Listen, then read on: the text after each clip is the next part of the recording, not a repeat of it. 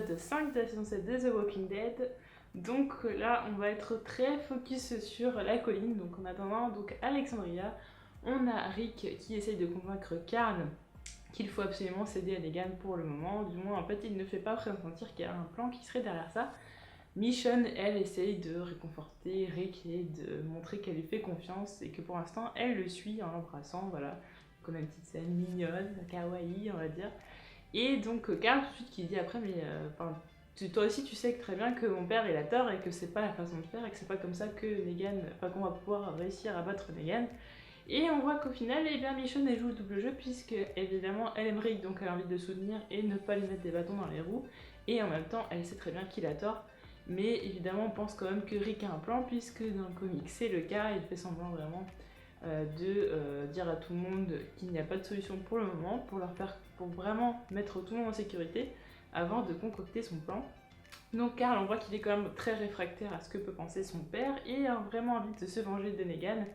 D'ailleurs, c'est pour ça qu'en fait, donc ensuite on a Enid qui va sortir d'Alexandria, donc elle va essayer de rejoindre Maggie.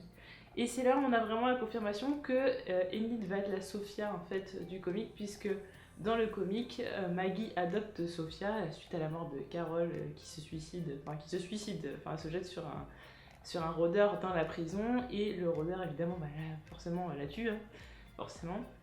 Et donc Sophia va être adoptée par Maggie et Glenn et donc en fait on a le même lien qui lie Sophia et Maggie le même lien qui fait que Enid se sent liée à Maggie puisque Maggie l'a un peu prise sous son aile.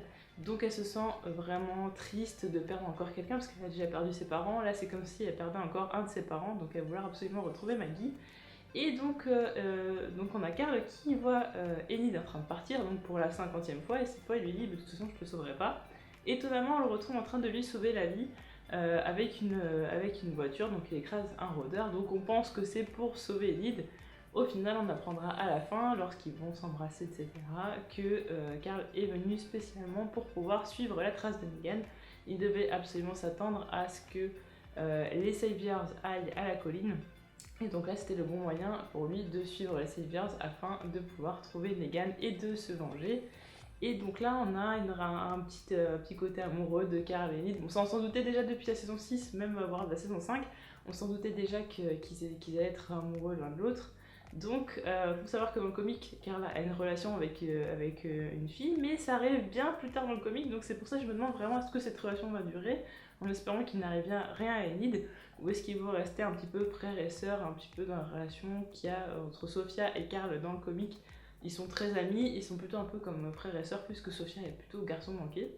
On va bien voir, en tout cas j'ai trouvé intéressant de faire avancer un petit peu l'histoire. Donc on a enfin une scène où Maggie fait son deuil, puisque à l'épisode précédent on n'a pas pu vraiment avoir de personne qui fasse le deuil de Glenn et d'Abraham. Donc les deux sont enterrés à la colline. Donc on a Maggie qui se recueille sur la tombe de Glenn, que Sacha a creusé, donc elle a creusé la tombe d'Abraham et la tombe de Glenn. Il faut savoir que la colline brûle ses morts en général, en disant que de toute façon voilà, les souvenirs qui restent ce sont eux, ce que retiendra Maggie par la suite. Et à peine Maggie a-t-elle fini de se recueillir qu'on a déjà Grégory qui arrive et qui n'a absolument aucun tact et qui dit que de toute façon, en gros, Alexandria les a mis totalement dans la merde, alors qu'il faut quand même se rappeler que c'est Grégory qui a demandé à ce que Alexandria les aide et mette fin aux joues de Negan. Et bien, il a la mémoire un petit peu courte. Et donc il dit qu'en fait Maggie et tout son groupe les a mis en danger, donc il est en train de la blâmer alors que la pauvre, elle a pensé déjà qu'elle avait perdu son enfant. Et elle avait aussi pensé de toute façon, elle a perdu aussi Glenn. Donc, je veux dire, c'est pas le moment où il faut commencer à la blâmer ou ce genre de choses. Grégory, qui, à l'image de son personnage dans le comic, n'en a rien à faire des gens, qui est complètement égoïste et lâche, qui ne se souvient même pas du nom des habitants de la colline. C'est d'ailleurs pour ça, à un moment donné, qu'il confond Sacha avec peut-être n'importe qui d'autre de la colline, d'ailleurs.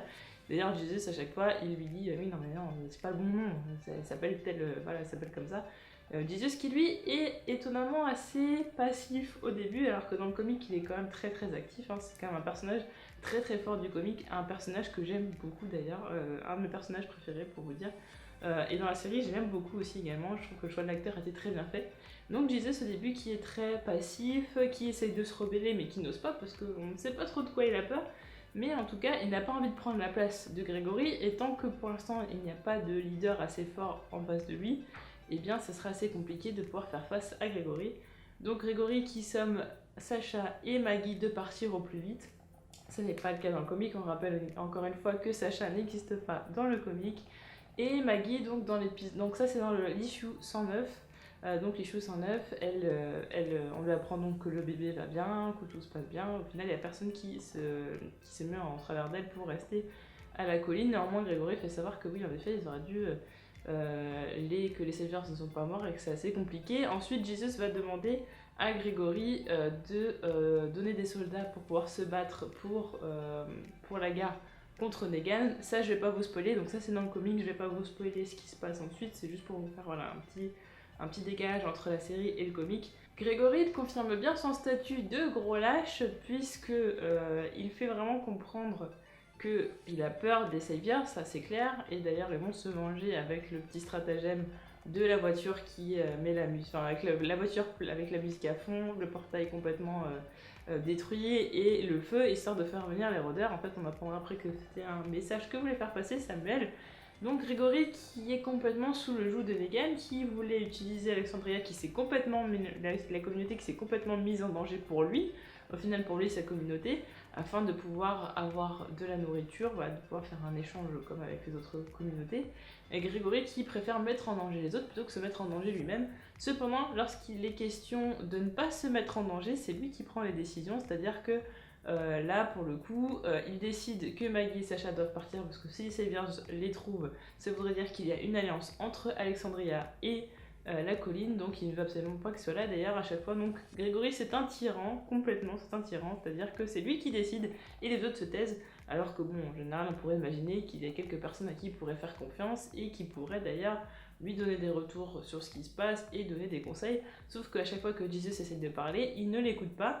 Cependant, lorsqu'arrive Samuel pour récupérer la moitié des vivres, comme il le fait pour Alexandria, au royaume ça c'est différent puisqu'il récupère plutôt de la viande, quand il récupère les vivres, Samuel a vraiment envie d'humilier Grégory. Donc on a une petite histoire avec la peinture, donc il lui dit qu'est-ce que ça veut dire cette peinture pour toi, donc Grégory lui dit bah c'est pour montrer qui est le boss, c'est Negan quoi. Et donc il dit non, en fait c'est le management par l'exemple, et c'est complètement ça qu'on retrouve d'ailleurs à travers toute l'histoire en général, je parle d'histoire avec un grand H, c'est-à-dire que les tyrans, ils tuaient des personnes ou les torturaient pour en faire des exemples, pour éviter que les autres se rebellent.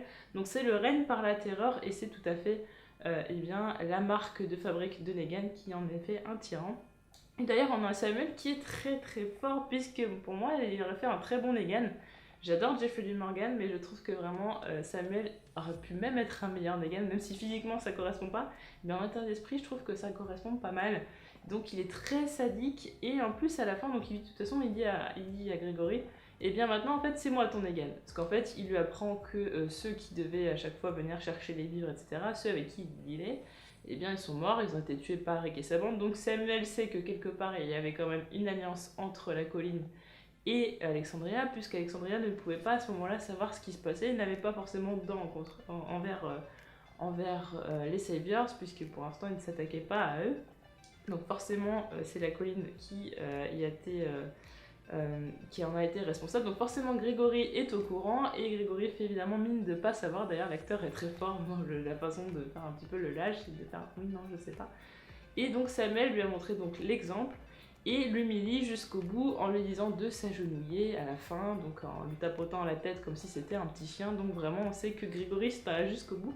À un moment même il est même en train de lui lécher les bottes en disant oui de toute façon nous en gros qu'ils sont chanceux d'avoir les Saviors. Donc voilà, c'est vraiment Grégory c'est un personnage qui est exécrable, et moi je m'attendais complètement, comme je vous l'avais dit dans le dernier épisode, à ce que Grégory dévoile que Maggie et Sacha étaient là, sachant que Maggie, Negan la pense morte, donc c'est encore pire que ce qu'il se pense. C'est-à-dire que pour l'instant Maggie n'est même pas encore au courant qu'elle est censée être morte, donc elle a 2 fois plus de raisons de se cacher. Grégory quand même n'hésite pas à la balancer, en pensant qu'elle a été cachée dans le placard par Jesus, histoire de ne pas avoir de problème par derrière. Évidemment Jesus là les a cachés ailleurs, donc évidemment Grégory va sortir de ses gonds. Et c'est là que Jesus va vraiment se révolter puisqu'il va se rendre compte qu'au final tout ce qu'il pensait de lui, eh bien il avait raison, que Grégory était un lâche et que de toute façon il mènerait la communauté à sa perte, et il voit en Maggie un leader potentiel. Il le dira par la suite, il dit quand Jesus dit, il dit comme ça, il fait oui de toute façon moi je pense que maintenant il y a quelqu'un qui peut prendre la place de Grégory. Quand Maggie lui répond, il dit je vous en parlerai plus tard, et c'est concrètement un petit clin d'œil aux fans du comic, puisqu'ils savent très bien ce qui va se passer derrière. On sait très bien que derrière, c'est Maggie qui va l'idée la colline. Il va se passer quand même plein de choses entre Maggie et Grégory, donc bon, à voir. Ce qui est assez étonnant, c'est de voir Maggie se remettre aussi vite de la mort de Glenn, mais je pense que c'est vraiment une décision qui a été prise pour ne pas rendre l'épisode larmoyant, sachant que le premier épisode était déjà très larmoyant, très triste. Je pense qu'on a concrètement pas envie d'aller dans cette direction. Et donc on a une Maggie qui monte en force et qui montre concrètement son futur pouvoir de leader. Et ne serait-ce qu'à un moment, il y en a un gros clin d'œil, c'est quand évidemment donc il y a pendant la nuit, il y a l'événement avec les rôdeurs qui rentrent dans la colline, avec la voiture qui fait la musique, etc. Et on a au début Maggie qui commence à donner des ordres, donc elle dit à Jesus d'aller aider Sacha, elle dit à deux autres membres de la colline d'aller fermer le portail, donc voilà, on la voit vraiment en dirigeante, et je pense que c'est vraiment un gros clin d'œil. Et on a ensuite la scène où elle donne un coup de poing à Grégory, quand elle récupère la montre à gousset de Glenn, puisque Grégory il a volé la montre à gousset, enfin il l'a volée sur une tombe, donc faut dire que le mec il est vraiment plus ras de terre, quoi, enfin c'est pas possible. Et elle s'oppose au fait que Grégory demande un tête-à-tête avec Sacha en faisant mine que ça n'est pas quelque chose d'indécent ou quoi que ce soit. Elle lui dit go to hell, donc va en enfer. Donc voilà, elle s'oppose à Grégory et elle se montre capable d'être une dirigeante pour la colline. Donc je pense que de toute façon, à ce niveau-là, eh bien, la série suivra le comic. Donc on a une Sacha qui a vraiment un rôle de vengeresse et de protectrice, c'est-à-dire qu'elle veut vraiment protéger Maggie, puisque Maggie est la seule des deux qui garde encore quelque chose de son compagnon passé. C'est-à-dire qu'elle a encore la vie en elle, donc encore, voilà, elle a la possibilité de créer une descendance, donc je pense que c'est pour ça que Sacha a envie de la protéger, sachant qu'elle passe par des phases qui sont quand même similaires. A savoir aussi que Sacha et Rosita ont les mêmes plans, c'est-à-dire détruire Negan le plus vite possible et de façon la façon la plus efficace. Et c'est là où je me pose la question, est-ce que Sacha va prendre le rôle de Holly, que je pensais que Rosita allait prendre, c'est-à-dire Holly, c'est la femme avec qui Abraham trompe Rosita, il tombe amoureux de Holly. Quand Abraham meurt, Holly a envie de se venger et va, pendant la guerre contre Negan, va aller essayer de le détruire tout simplement, sauf que bon, je vous spoil pas la suite. Je ne sais pas encore en fait si Rosita sera Holly ou si ce sera Sacha en fait, donc c'est là où j'ai un petit doute puisque Sacha n'existe pas dans le comic et que Holly n'existe pas dans la série, donc c'est assez compliqué de savoir, donc il y a quand même pas mal de choses qui changent dans cet épisode, notamment le passage avec les voitures et les rôdeurs, donc ça n'existe pas. Et comme je disais, Sacha n'existe pas. Et on a aussi un moment donné qui m'a fait un peu rire, c'est quand Grégory remercie Maggie et Sacha d'avoir aidé pour l'attaque de rôdeurs en leur donnant de la confiture, et qu'au final il dit bah non, finalement vous n'êtes pas digne de ma confiture. Enfin bref, Grégory c'est vraiment quelqu'un qu'on va détester au fur et à mesure des épisodes, ça je peux vous le garantir. Donc Sacha qui va forcément se venger, et je pense avec une espèce d'attaque suicide. J'espère qu'on ne perdra pas le personnage puisqu'il est important. Je préfère honnêtement que Rosita quitte la série que Rosita meure plutôt que Sacha. Ça serait plutôt pas mal de garder Sacha, sachant qu'à chaque fois s'il faut détruire tous les personnages qui n'existent pas dans le comic et juste garder Daryl, ça n'a aucun sens puisqu'on va se douter à chaque fois de ce qui se passe, et à chaque fois on a des personnages qui n'existent pas dans le comic et qui disparaissent, donc je trouverais ça un peu nul, honnêtement. Donc j'espère qu'ils vont pas se faire ce choix-là. En tout cas, on a vraiment la confirmation que certains personnages du comic ont été déplacés, comme je vous disais. Sophia ce serait Enid, et pourquoi pas Sacha ou Rosita serait Holly. Je penche plutôt pour Sacha. Je pense que Rosita va sûrement se faire tuer bêtement, je l'espère pas en tout cas.